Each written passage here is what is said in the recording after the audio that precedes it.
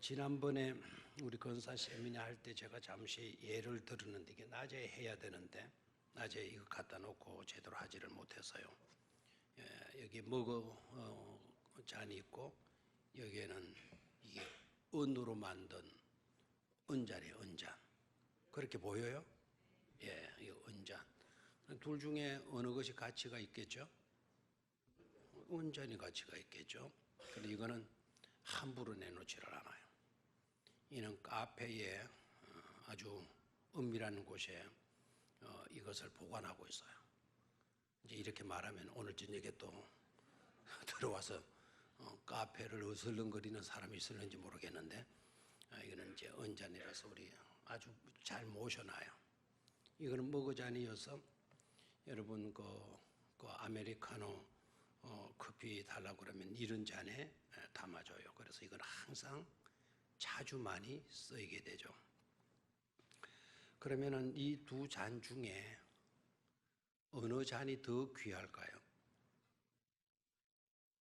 가치로 말하면은 이게 있죠, 그죠? 쓰이는 용도로 보면 이게 많이 쓰이고 이거는 혹 가다가 한번 쓰이게 되죠. 근데 이 두 개 다 주인에게 감사해야 되겠어요? 주인에게 불평해야 되겠어요? 대답이 이상하네요. 감사해야 되겠어요? 불만해야 되겠어요? 자, 일단 그러면은 부정적인 관점에서 한번 볼까요? 은으로 만들었으니까 가치 있잖아요. 그러면 이 잔은 감사해야 돼요? 불평해야 돼요? 재료비가 많이 들었잖아요. 감사해야 되겠죠. 근데 이 은잔이 불만하는 겁니다. 아니, 나를 비싸게 귀하게 만들면 못해. 노상 쳐박아 놓고 말이야. 노상 감춰 놓고 이게 뭐야? 이러려고 나를 만들었나? 불만할 수 있어요, 없어요? 불만할 수 있죠. 자, 이 머그컵 부정적인 관점에서 한번 봐요. 이 머그컵도 주인에게 불만하겠어요, 안 하겠어요? 어떤 놈 태어날 때부터 미역국 먹고 어떤 놈 시락국 먹었나? 나는 뭐야 이거? 가치 없는 나로 만들어 놓더니 날이면 날마다 한 번도 쉬지도 못하고 나를 이렇게 쓰고 나를 이렇게 힘들게 만들고 이게 뭐야? 세상 참 불공평하다고. 그런 식으로 또 불평할 수 있겠어요, 없겠어요? 대답을 해봐요. 있겠죠. 여러분들 중에도 아마 그런 생각을 갖고 있을 분이 있을 거예요. 나는 뭐야 이거? 내가 만만하나? 그렇게 생각하고 날이면 날마다 왜 내가 그거 해야 되는데 왜 또 나더러 하라고 그래? 나도 좀 쉬어야 되고 내 시간도 필요한 거 아니야? 근데 왜 나한테만 자꾸 이래? 얼마든지 불평할 수 있겠죠. 그렇죠? 자, 이 잔, 은잔, 아까 어떤 생각 가졌다 그랬어요? 이게 뭐야? 나를 비싸게 만들면 못해. 노상 처박아 놓고 그러려고 나 만들었나? 말이 돼야 안 돼요? 말이 되죠. 그럼 주인 입장에서 봐요. 주인 입장은 이 두 가지를 힘들게 만들어 놓았지만 주인은 이것을 만든 보람과 기쁨은 가져요? 못 가져요? 못 가져요. 은잔한테도 욕 듣고 머그잔한테도 뭐 듣고? 욕 듣고 불평 다 듣고 주인은 참 섭섭하겠죠? 불행하겠죠? 대답 좀 해봐요. 참네. 주인의 마음이 실망스럽지 않겠어요? 그렇죠? 주인의 입장에서. 근데 반대로 한번 긍정적인 입장에서 생각해 볼까요? 자, 은잔. 주인이 나를 귀한 존재로 여기시고 나를 늘 이렇게 은밀한 곳에 나를 이렇게 두니 얼마나 나는 값진 존재인가. 주인은 나를 너무도 귀하게 여겨주셔. 나를 귀하게 여겨주시는 그 주인은 참으로 좋으셔. 참으로 훌륭하셔. 이 언짢이 그렇게 생각할 수 있겠어요, 없겠어요? 있겠죠? 자, 이 머거잔은 어떻습니까? 주인이 나를 이렇게 만들어서 날이면 날마다 나를 써주시니까 얼마나 내가 기쁜지 몰라. 나는 다른 생각할 겨를이 없다니까. 삐딱한 주인이 나를 불러가지고 어디 있어? 빨리 나와. 나 커피 마셔야 돼. 어서 너 커피 담아와. 막 이렇게 말해. 이 머거자는 긍정적인 생각을 떠가지니까 머거자는 자기를 자주 써주시는 주인이 고마워야 안 고마워요? 늘 고마운 거예요. 자, 그러면 볼까요? 언잔으로 만들고 머거잔으로 만드는 주인이 문제입니까? 아니면 이 언잔과 머거잔이 가지는 자기 정체성이 문제입니까? 자기 그 자신의 그 가치관, 이게 문제입니까? 어떤 의식을 가지느냐가 중요한 겁니까? 이것을 만든 주인이 문제입니까? 무슨 문제이죠? 주인이 문제입니까? 이렇게 만든 주인이 문제 아니죠. 이 잔들의 문제예요. 잔들이 어떤 의식을 갖느냐가 문제이지 이것을 만든 분이 문제가 안 된다 이거예요. 저와 여러분들을 창조하신 하나님에게 문제가 있는 게 아니에요. 하나님이 창조하신 저와 여러분들의 가치관에 문제가 있는 거죠. 저와 여러분들의 의식에 문제가 있는 거죠. 우리의 의식이 긍정적인 의식을 갖고 있었다고 그러면은 이렇게 만들어 주셔도 감사, 이렇게 만들어 주셔도 감사. 아멘입니까? 우리들의 의식이 문제예요. 우리들의 가치관의 문제이죠. 우리 의식이 잘못되어져 있다 생각해봐요. 부정적인 의식이 되어졌다 생각해봐요. 자주 써줘도 문제, 안 써준다고 문제. 이래도 문제, 저래도 문제. 주인은 서글퍼질 겁니다. 우리들의 의식이 어떠하냐에 따라서 우리 하나님의 기쁨이 되어질 수도 있고 우리 하나님의 실망이 되어질 수 있다라는 거. 그런 입장에서 보게 되면 우리가 어떤 의식을 갖고 사느냐 중요하다, 중요하지 않다? 중요하다 이겁니다. 중요하다. 긍정적인 의식을 갖고 사실 수 있게 되기를 축원합니다. 긍정적인 가치관, 긍정적인 의식 분명히 가질 수 있어야 돼요. 그래서 우리 낮 시간에 말씀드렸습니다. 쇼온이라고 하는 교수님이 시즈라고 하는 것으로 아주 재미난 표현을 했다 그랬죠. 긍정의 의식, 긍정의 가치관, 그런 가치관을 심으실 수 있게 되기를 축원합니다. 그런 것을 심으면 우리는 긍정의 사람으로 하나님의 기쁨이 되어지는 삶을 살아드릴 수가 있게 되는 것이죠. 자, 오늘 저녁에는 두 번째 시간인데요. 기적의 현장으로 나오기 두 번째 시간인데 오늘은 한 절 한 절 보면서 그 속에 어떤 의미가 들어있나 하는 것을 살펴보도록 하겠습니다.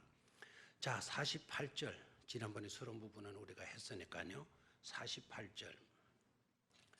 바람이 거스름으로 제자들이 힘겹게 놓아주는 것을 보시고 거기다가 보시고 라는 단어대가 동글레미를 딱 해놓으시기를 바라요. 요새 볼펜 가지고 다니는 분이 거의 없더라고요. 그래도 우리 성도님들은 그 성경책에다가 볼펜을 하나 딱 꼽아 두시고 다니시기를 바라요.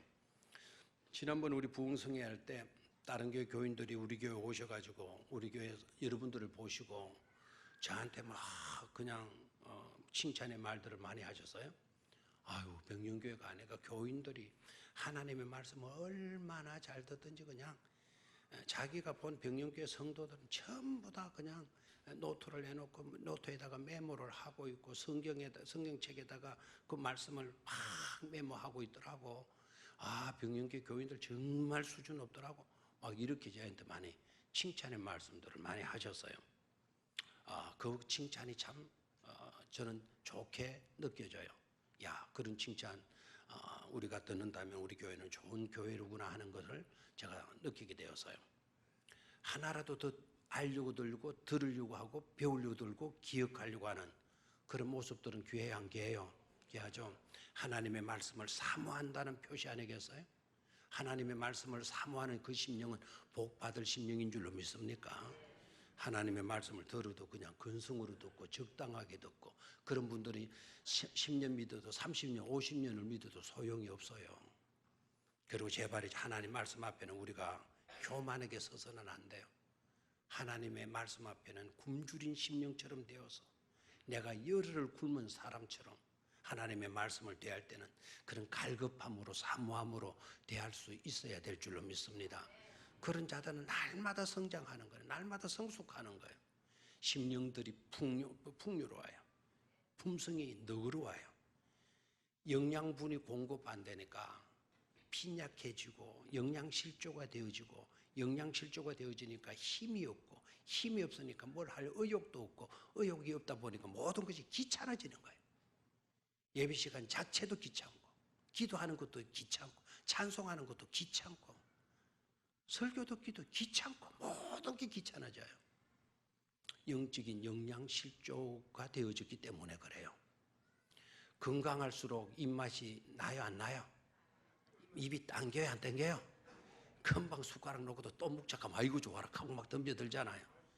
그런데 이게 병들은 사람들은 어떻게 돼요? 불고기 먹으러 갑시다. 너거나 가서 먹어라. 오늘 뷔페에 갑시다. 너거나 가서 먹어라. 라면 먹읍시다. 아이고 너거나 가서 먹어라. 모든 게 귀찮아져. 병들어 있는 건강치 못하다는 증거이잖아요. 그죠? 갈급함으로 사모함으로 여러분 하나님의 말씀에 임하고 예배에 임하고 기도에 임하고 찬양에 임할 수 있게 되기를 축원합니다. 자, 48절에 보시고라는 단어에다가 뭘 하라 그랬죠? 동글레미를 해놓으라 그랬어요. 힘겹게 놓아주는 것을 보시고. 누가 보셨다는 말이죠? 예수님이. 제자들이 고생하시는 것을 보시고 그 제자들에게서 이제 우리 교회로 한번 옮겨 볼까요? 우리들이 살아가면서 고생하시는 것을 예수님께서 보시고 반응이 없네요. 자, 제자들이 힘겹게 놓아주는 것을 누가 보시고? 예수님이 보시고 우리들에게로 가져와봐요. 우리들이 살아가면서 정말 힘겹게 살아가고 있는 우리들을 예수님이 마시고 보시고. 아멘입니까? 우리가 힘겹게 살아가는 것, 우리가 힘들게 살고 있는 것, 우리가 고생하면서 살아가고 있는 것, 우리 주님께서 마시고 보시고. 아멘입니까? 위로가 됩니까? 우리가 고생해도 누구 하나 알아주는 사람이 없어. 엄마가 그렇게 고생하고 있어도 자식들 새끼 누구 하나 알아주는 새끼가 없어. 부모는 거기에서 더 마음이 아픈 거죠. 더 힘들어지는 거죠. 그죠? 부모가 고생하시는 거 아들들이 알아주면 그래도 알아주는 그 자식들 때문에 부모는 고생을 하면서도 마음속은 평안하지 않겠어요? 그렇죠? 엄마 고생 많아. 엄마 조금만 고생해. 나 조금 있으면 장가가 주로 안 되겠죠? 나 조금만 있으면 취직해. 좋은 회사에 취직해. 좋은 회 취직하니까 그때 엄마 편하게 해드릴게. 엄마가 그 소리 들으면 행복해 안 행복해요? 그러면 엄마가 뭐라 그래? 당연히 그래야지. 이래 나옵니까? 내 걱정 말거라. 내 걱정 말거라. 너 회사 취직되고 하거들랑 알뜰히 살아. 11주도 알뜰히 하고 하나님께도 감사함을 잘 드리고 알뜰히 저축해서 너거나 잘 살거라. 나는 너거를 위해서 고생해도 좋단다. 된 어머님들은 또 그렇게 말씀하시잖아요. 그죠? 자, 우리들이 힘겹게 살아가는 그런 모습을 예수님께서 보시고. 아멘입니까? 여기에 보시고는 우리의 실상을 그냥 파악하시는 것으로 말하지 않아요. 그냥 누르노만 보시고 아이고 고생 꽤나 하네 이런 식으로 보신다는 의미가 아닙니다. 우리들의 형편, 우리들의 상황, 우리들의 모든 그 고통과 아픔, 힘겨워하는 이 모든 것을 파악하시면서 보시고라고 하는 거예요. 그러니까 참으로 저들은 힘들고 있구나. 정말 고생하고 있구나. 저들에게 문제는 어떤 것이로구나. 저 문제에서 벗어나는 길은 뭐구나. 이런 것을 다 파악하시면서 보시고 하는 거야. 아시겠죠? 그래서 예수께서 보시고 이 말씀만 딱 읽어도 은혜가 돼야 한대요. 제자들이 힘겹게 놓아주는 것을 주님께서 뭐 하시고 보시고 동그라미를 해주고죠. 거기 보시고 동그라미를 하고 그 뒤에 이어져서 봅니다. 밤 사경쯤에 바다 위로 걸어서 그들에게 오사. 자, 이제는 오사라고 하는 단어에다가 동그라미를 딱 한번 해볼래요? 오사. 누가 오십니까? 예수님이 몇 시에? 밤 사경이면 우리나라 시간으로 계산하게 되면 밤 10시가 됩니다. 이스라엘 사람들하고 우리들하고의 시간 차이는 6시간 잡으면 돼요. 아시겠죠? 되나요? 그럼 사경 그러면 플러스 6 하면은 얼마입니까? 10시. 밤 10시에 밤 10시. 이 밤 10시라고 하는 이거를 왜 또 성경 기자는 밝히고 있는가? 이 밤 10시는 어떤 시간인가 하니까 청소년 여러분 밤이 깊었습니다. 어서 집으로 돌아가시기를 바랍니다. 요새 그런 거 있어요? 없어요? 그런 옛날에 그런 거 있었어요? 없었어요? 있었다 하는 사람들은 다 50 넘은 사람들이에요. 이제 지금부터 슬슬 준비하시고 사셔야 돼요. 뭘 준비하셔야 될까요? 지구 떠나고 하나님의 나라가 들어갈 준비를 서서히 지금 하셔야 될 위치에 있다는 것을 깨달아야 돼요. 밤 10시는 모든 하루의 일들이 마감되는 시간이에요. 식당도 10시면 문 닫아요.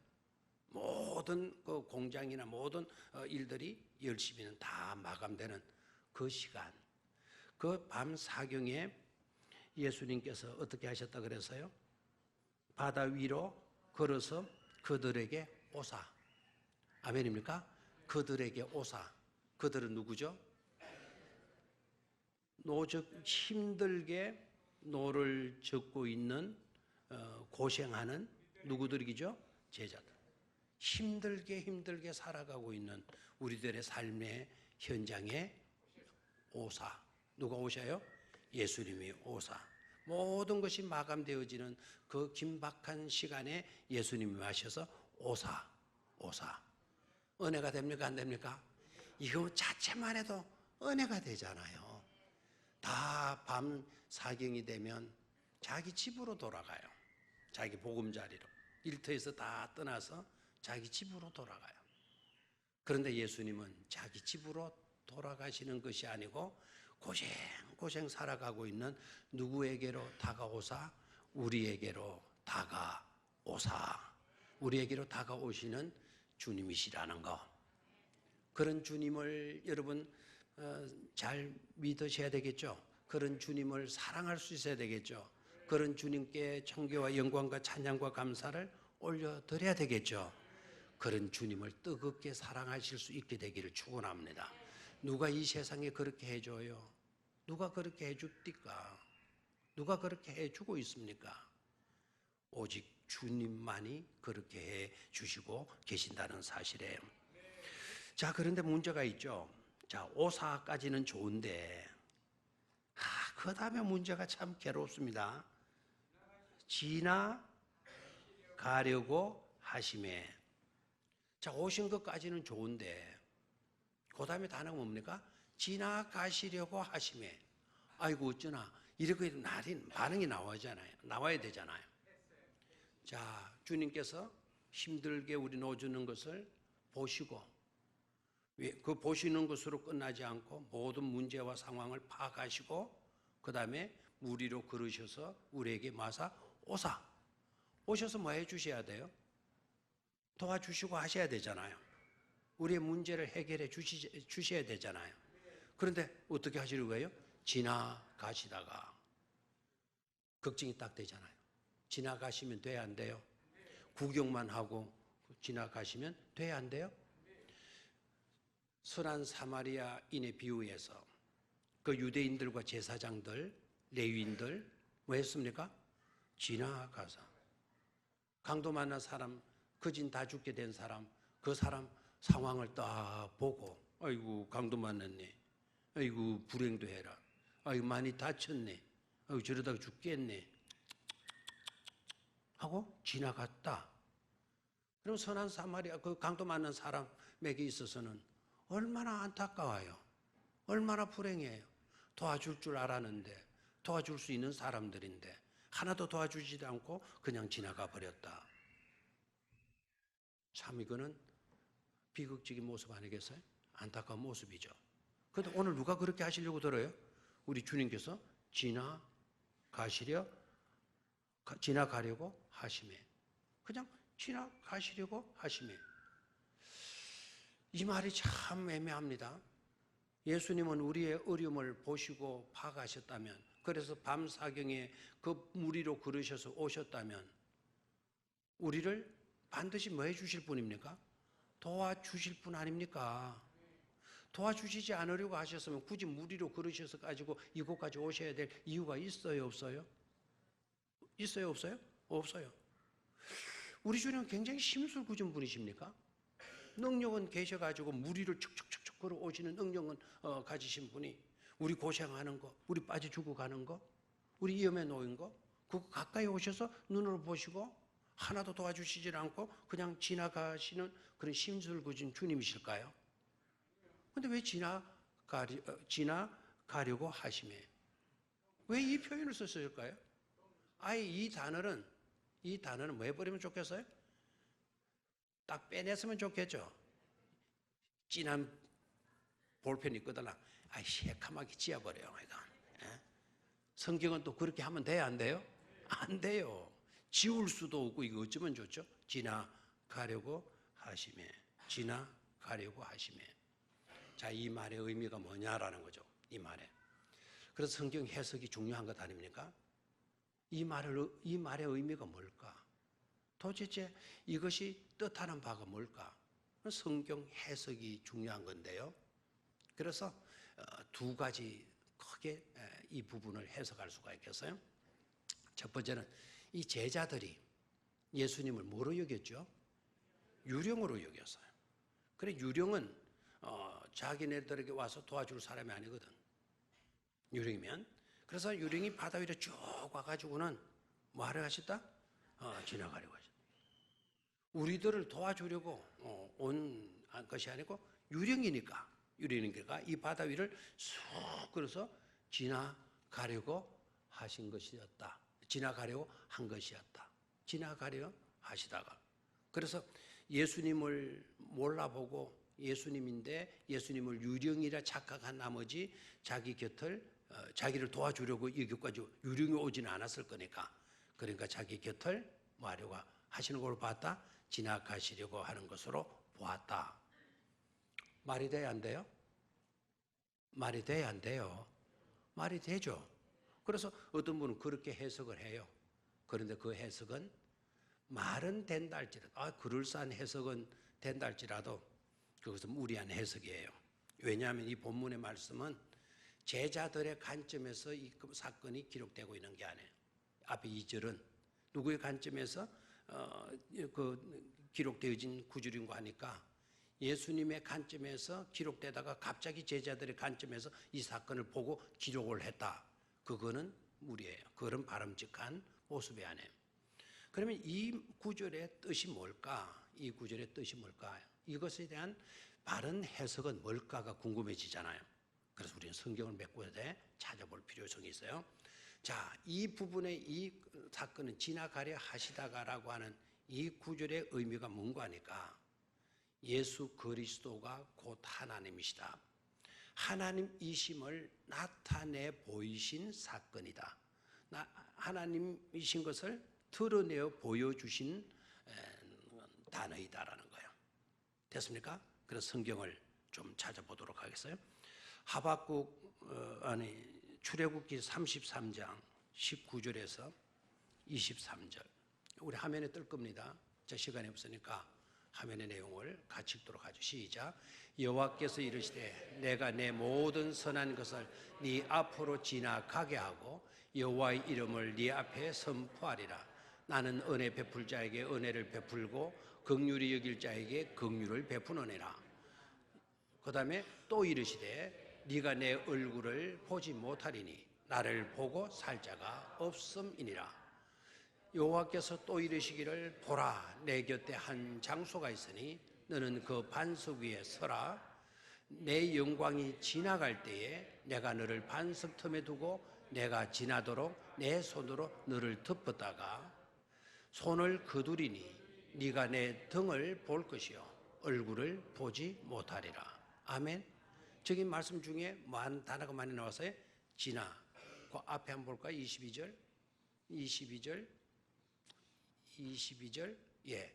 내 영광이 말 때에 지나갈 때에 내가 너를 반석 틈에 두고 내가 지나도록 내 손으로 너를 뭐했다가 덮었다가 내가 지나고 내가 쓱 이렇게 지날 때에 네가 그때 나를 보면 네가 죽어. 그래서 네가 바위 틈에 내가 너를 딱 집어넣고 내 손을 딱 덮었다가 내가 네 앞을 싹 지나가고 나면 내가 손을 떼서 네가 보게 될 건데 네가 그때 내 뭐를 본다 그래서 얼굴 본다, 앞을 본다, 뒤를 본다. 내 뒤를 보게 될 거다. 왜냐하면 보게 되면 너는 뭐 하게 될 거니까 죽게 될 거냐. 지나갈 때에.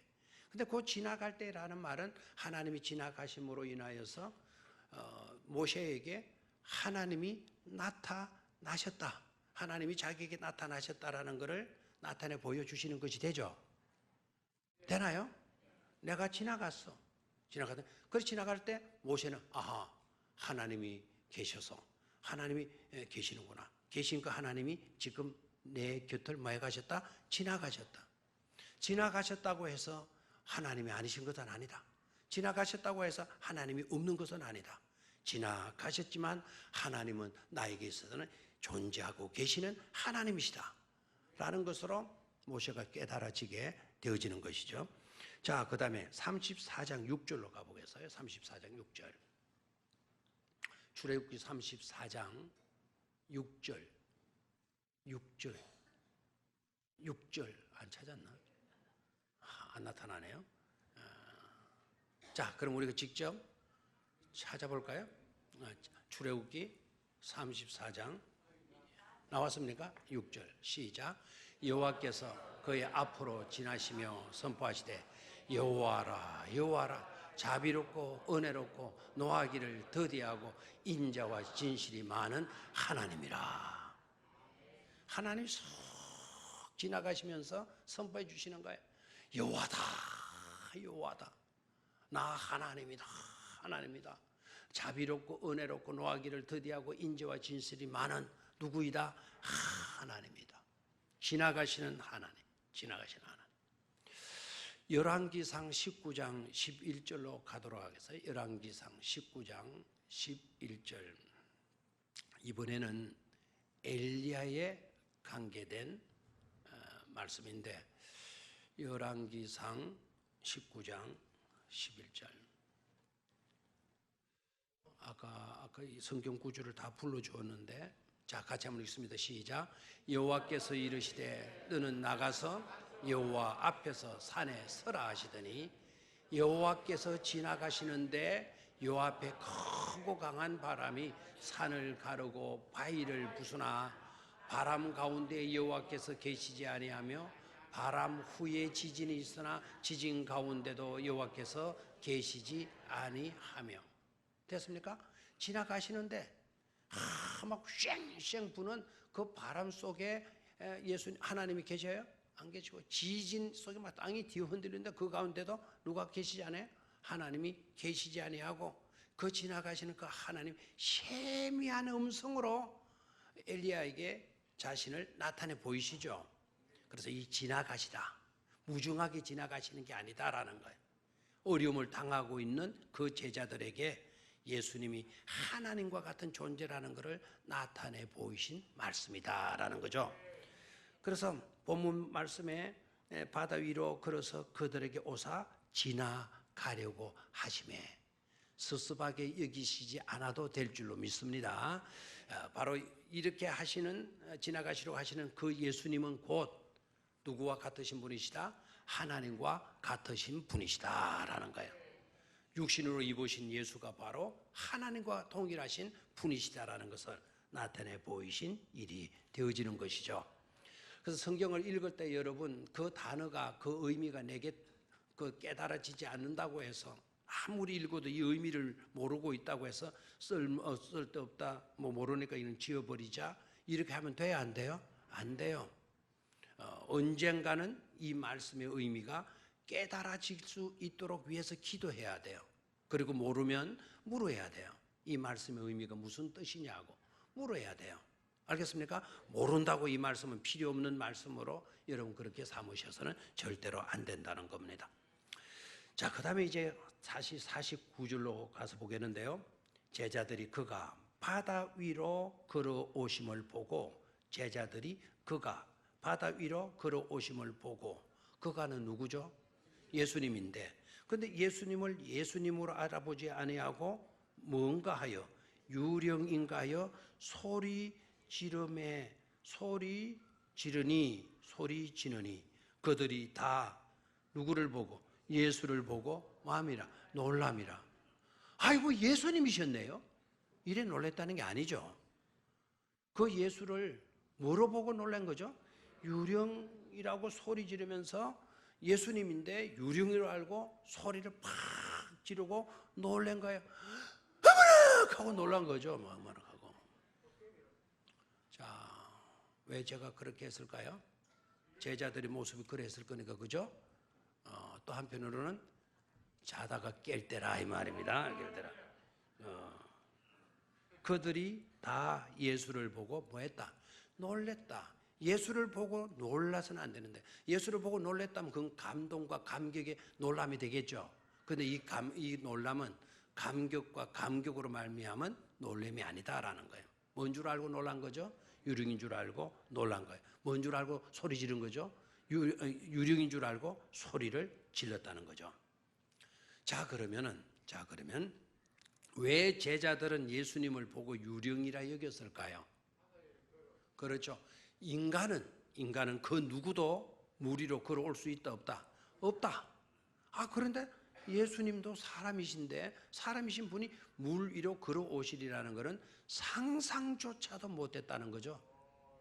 여기서 우리는 깨달아야 돼요. 그토록 예수님과 동고동락하시고 이렇게 사시지만은 예수님을 잘 알고 있었다, 잘 모르고 있었다, 잘 알고 있지 못했다라는 거예요. 여러분, 우리는 매일같이 주님과 동고동락하고 늘 동행하는 삶을 산다 하더라도 예수님을 내가 다 알았어. 이렇게 여러분 속단하지 말아야 돼요. 절대로 그렇게 성급한 결론을 내려서는 안 돼요. 우리는 예수님을 알아가면 알아갈수록 더 존귀하고 더 귀하신 분으로 아무리 안다고 하더라도 그 깊이를, 그 높이를, 그 넓이를 헤아릴 수가 있다 없다? 없다라는 것을 깨달아야 될 줄로 믿습니다.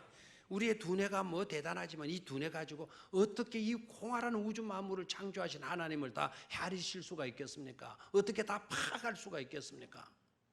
그러니까 절대 하나님을 신앙하는 데 있어서는 저와 여러분들은 그만 떨지 말아야 돼요.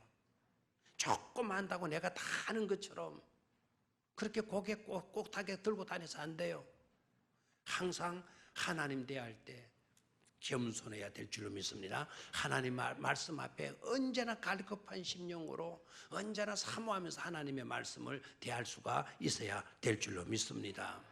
제자들이 왜 예수님을 보고 유령이라 말했느냐? 누구보다도 더 가까이 지낸 제자들인데 왜 유령이라 말했느냐? 예수님 대해서 잘 알았다 몰랐다? 모르는 부분이 너무나도 많았다. 예수님에게서는 인간적인 예수님, 육신을 가진 우리와 똑같은 예수님이라는 것은 알고 있었지만 예수님은 하나님이시다라는 것을 제자들이 되도록 알았다 몰랐다? 몰랐다라는 거예요. 하나님이시면 물 위로도 걸어 다니실 수 있는 분이신 줄 믿습니까? 제자들은 유령만 돼도 물 위로 걸어 다닐 수 있는 것으로 생각했어요. 유령도 물 위로 걸어다니는 것을 생각하고는 물 위로 걸어오는 거니까 유령밖에 없을 것을 생각하고 유령이다 라고 소리 지른 거죠. 그래서 놀래 빠진 거죠. 됐습니까? 자, 그러면 제자들이 예수님을 제대로 알지 못했다. 제자이면서도 몰랐다. 그게 당연하다. 그게 당연하다. 왜요? 예수님은 우리의 머리로 다 헤아릴 수 있으신 분이다. 하나님은 우리의 머리로 다 파악하실 수 있는 그런 분이시다. 아니다. 이거 아니다. 앞으로 우리가 2000년 창세 이래로 6000년 역사를 가지고 이렇게 지나오고 있지만 그래도 하나님을 다 알았나요? 하나님을 다 알았던 시대가 있었고 하나님을 다 알았던 그런 인물이 있었습니까? 있었어요? 없었어요? 예수님 한 분밖에 없어요. 예수님 한 분만. 예수님도 하나님이시잖아요. 앞으로 2000년이 지나고 앞으로 6000년이 지나고 앞으로 10,000년이 지난다고 해서 하나님을 다 파악하고 아실 수 있는 사람이 있을까요? 없을까요? 없다 이 말입니다.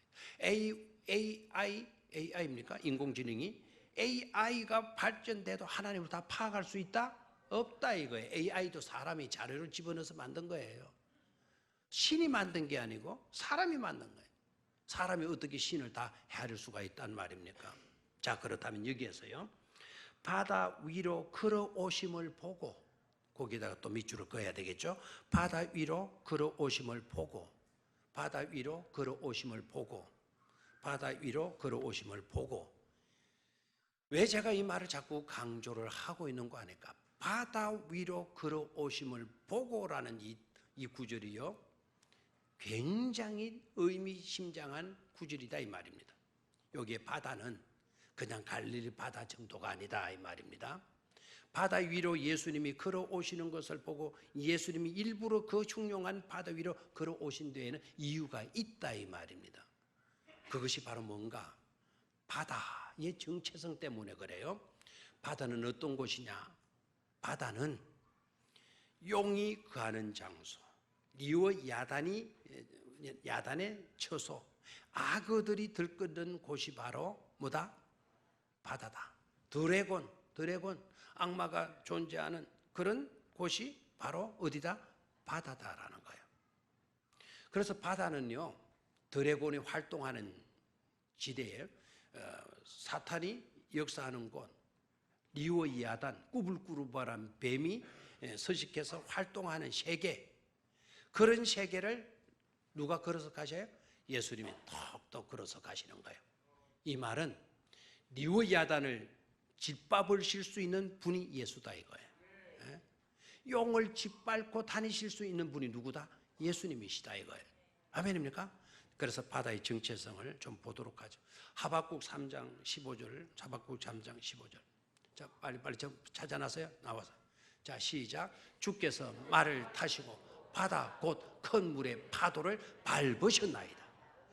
주께서 말을 타시고 바다 곧 큰 물의 파도를 마셨나이다. 밟으셨나이다. 우리 주님이 지금 바람에 불어서 파도가 일고 있는 그 바다 위를 지금 밟고 지나가시는 거 아닙니까? 그죠? 자, 그 다음에 바다 위로 걸어서 이사야 27장 1절을 보겠습니다. 이사야 27장 1절 시작. 그날에 여호와께서 그의 견고하고 크고 강한 칼로 날렘 뱀 리오 야단 곧 꾸불꾸불한 뱀 리오 야단을 벌하시며 바다에 있는 용을만이라 죽이시니라. 바다 위로 걸으시는 예수 그리스도, 그 용을 짓밟아서 죽여버리실 수 있는 그 예수님을 나타내 보이시고 있는 것이죠.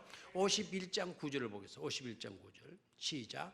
여호와의 팔이여 깨소서 깨소서 능력을 베푸소서 옛날 옛 시대에 깨신 것 같이 하소서. 나업을 지미시고 용을 찌르신 이가 어찌 주가 아니시며. 이 말은 그 용을 찔러 죽인 분이 어찌 주가 아니시며, 저 말은 주님이 아니고 또 누가 있겠습니까? 라고 하는 그런 의미이죠. 자, 시편 74편 14절로 갑니다. 시편 74편 14절 시작. 리오 야단의 머리를 부수시고 그것을 사막에 사는 자에게 음식물로 주셨다. 리오 야단이 바로 드래곤, 아까 용, 뱀, 악어 이런 것들로 나타나는 사탄을 의미하게 돼요. 그래서 우리 주님은 누구의 권세를 짓밟을 수 있는 분이시다? 사탄의 권세를 짓밟으시고 그 위를 걸으시는 누구이시다? 주님이시다라는 것을 깨달을 수가 있죠. 자, 그 다음에 또 내려갑니다. 자, 49절에 제자들이 그가 바다 위로 걸어오심을 뭐하고? 보고 그랬어요. 자, 아까 우리 주님께서 보시고 라고 하는 말과 그 다음에 제자들이 보고 하는 말의 차이는 같아요, 달라요? 예수님이 보시고라고 하는 그 단어와 제자들이 보고라고 하는 그 본다라고 하는 단어가 같아요, 달라요? 다르죠. 그렇죠? 제자들은 봤지만 진정한 것을 제대로 봤어요, 못 봤어요? 못 봤어요. 우리도 본다 그랬어요. 나도 봤다 그랬어요. 아셔야 돼요. 우리가 본 거는 정확하지 않을 수 있다 이 말입니다. 우리가 본 거는 한 부분에 한 지극히 한 부분, 한 기퉁이 정도 본 것이 지나지 않을 수가 있다 이 말입니다. 그러나 우리 주님이 보시는 거는 정확하게 보시는 보심인 줄로 믿습니다. 주님은 보시는 거는 철저하고 정확하셔요. 그래서 똑같이 본다고 해서 같은 것으로 생각해서는 안 되겠다라는 겁니다. 자, 그 밑으로 내려가서 50절입니다. 50절. 그들이 다 예수를 보고 뭐했다? 놀람이라. 자, 그 다음 내용입니다. 이에 시작. 이에 예수께서 곧 그들에게 말씀하여 이르시되 안심하라. 내니 두려워하지 말라 하시고. 아멘. 자, 예수께서 뭐 하셨습니까? 곧이라는 단어. 이 곧이라고 하는 단어에도 영표로 하시기를 바라요. 이 곧, 예수님께서 곧 그들에게 말씀하여 이르시되. 그럼 곧은 예수님이 빨리 말씀하셨다는 겁니까? 한참 있다가 말씀하셨다는 말입니까? 한참 있다가 말씀하신 것이 아니라. 그러면 바로 뭐죠? 바로 말씀하신 거예요. 왜 바로 말씀하셨을까요? 제자들이 놀라서 놔뒀다면 조금 늦게 했다면 처음부터 기절하고 초봉하면 다 쓰러질 것 같아 놓으니까 우리의 약함을 아시고 예수님이 재빨리 뭐 해주셨죠? 말씀해 주시는 거예요. 무슨 말씀해 주셨죠? 안심하라 내니 뭐 하지 말아라, 두려워하지 말아라. 아멘. 제자들의 상황이 지금 어떤 상황? 놀래자마자 혼이 그냥 육체 바깥으로 다 도망가려고 하는 그 순간, 그게 바로 정신 나갔다는 거 아닙니까? 정신 나가면 돼야 안 돼요? 정신 안에 있어야 돼요. 정신이 놀래가지고 다 도망가 버리면 그럼 우리는 어떻게 되는 겁니까? 쓰러지고 사람도 아니죠. 그러니까 그러기 전에 예수님이 적시로 뭐 하셨어요? 말씀하셨어요. 그래서 곧이라고 하는 이 단어도 하나님은 우리의 형편을 아신다라는 거예요. 때를 아신다라는 거예요. 때에 맞춰서 때에 맞는 말씀을 해주시는 주님이시다라는 것을 우리는 놓치지 말아야 될 줄로 믿습니다. 이때 우리 주님께서 말씀하시는 엉뚱한 말씀하시면 안 되잖아요. 너희들 집에 가 있거라 이러면 안 되잖아요. 너희들 내가 여기에 불고기 차려놨다 불고기 먹어라, 이런 말들은 그 시간에 필요해야 안 해요?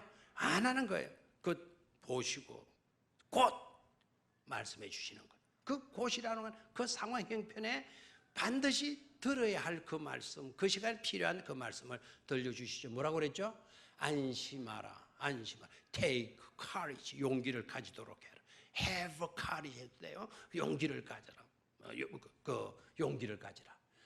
나다. It I am. 내가 바로 나다. I am I. 나는 나다. 에고 에이미. 나는 나다. 그러면서 뭐라 그랬죠? Don't be afraid. 뭐 하지 말아라. 두려워하지 말아라. 아멘입니까? 놀라서 어쩔 줄 몰라하는 그 제자들에게 나다. 두려워하지 말아라. 저는 이 구절도요, 어순이 얼마나 중요한지 모르겠어요. 담대하라. 정신 차려라. 나다. 두려워하지 말아라. 두려워하지 말아라. 그럼 맨 뒤에 나다 하면 벌써 다 두려워서 다 쓰러지고 말아요. 엄마다. 아빠다. 나야. 어린아이의 입장에서 누구예요? 하지만 막 무서운데 누구야? 뭔데? 엄마가 나다. 그럼 엄마가 그러면 이제 안심이 되잖아요. 예수님이 나다. 뭐 하지 말아라? 두려워하지 말아라. 아멘입니까? 가장 적절한 때에 찾아오시고 가장 적절한 때에 적절한 말씀을 해주시는 분이 누구시다? 주님이시다라는 것을 알 수가 있죠. 자, 51절. 자, 배에 올라 그들에게 가시니. 자, 이 구절도 놓치지 마십시오. 동그라미를 해야 될 부분이 있죠. 배에 올라 그들에게 가시니. 배에 올라. 다시 한번 배에 올라. 아까 지나가시려고 하시는 것이 목적이 아니었다는 걸 알 수가 있죠. 배에 올라. 지나가시다가 하는 그 단어는 왜 들어갔다? 예수님이 바로 하나님이시다. 하나님이 나타나신 것을 나타내 보이시려고 지나가시다가. 근데 그냥 스쳐 지나가시는 주님이 아니시고 레위인과 제사장과 유대인처럼 그냥 지나가시려고 하시는 분이 아니시라. 배에 뭐해서 올라. 그 배는 어떤 곳이죠? 제자들이 고생하고 있는 그 고통과 어려움을 당하고 있는 그 배에 뭐해서 올라. 아멘입니까? 아까 그 고생 노젓는 사람들이 누구라 그랬어요? 바로 우리들의 삶이라 그랬죠. 우리들의 삶의 현장에 예수님이 딱 오시고 지나가시는 것이 아니라 또 오셔서는 우리의 현장에 들어와 계시는 것이죠. 아멘입니까? 네. 배에 올라 그들에게 가시니. 뭐라 그랬죠? 그들에게 가시니 바람이 그치는지라. 아멘입니까? 바람이 많은지라 그치는지라. 이게 바로 뭐다? 기적이다라는 거예요. 지난 시간에 제가 예수님이 오시는데 예수님이 풍랑 잠재고 오셨다. 풍랑이는 그 가운데 오셨다. 풍랑을 다 잔잔하게 오시도 돼요, 안 돼요? 그러면 예수님이 덜 고생하시죠? 바다야 잔잔하라, 바람아 잠잠하거라, 파도야 잔잔해지거라. 다 해놓고 예수님이 서서히 무리로 척척 걸어오셔도 돼요, 안 돼요? 그렇게 하셨다, 안 하셨다? 안 하셨다. 그 바람이 언제 그치게 됐냐? 제자들과 대화를 나누고 말씀을 하시고 그 순간까지도 바람은 그치지 않았어요. 언제 그쳤어요? 예수님이 제자들의 배에 올라타시게 되니까 그때서 뭐가 잔잔해졌다? 바람이 잔잔해졌다라는 거예요. 지난번에 우리 말씀드린 메시지의 핵심이 뭐였나요? 문제와 예수님은 같이 오신다라는 거예요. 항상 우리가 문제만 오는 걸로 생각하지 마세요.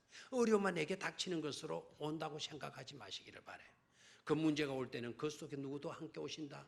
예수님도 함께 오신다라는 거예요.